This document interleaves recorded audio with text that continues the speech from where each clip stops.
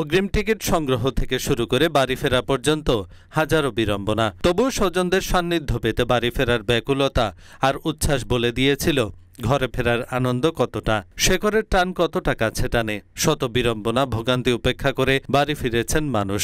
তাদের বাড়ি ফেরার এই আনন্দ চলেছে ঈদের আগের রাত পর্যন্ত।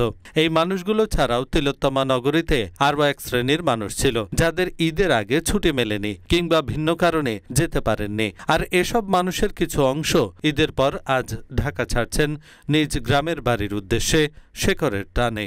মোবাইল অপারেটর কোম্পানিগুলোর তথ্য বিশ্লেষণ করে জানা গেছে, পবিত্র ঈদুল ফিতরের আগের 4 দিনে রাজধানী ছেড়েছেন 60 লাখের মতো মুঠোফোনের সিমধারী।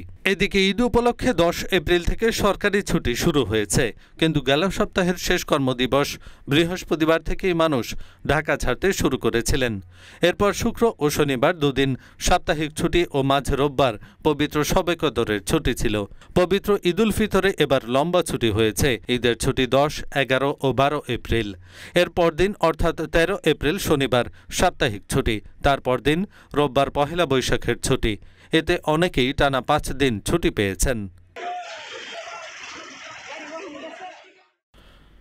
এহসানুল হক, ঢাকা পোস্ট।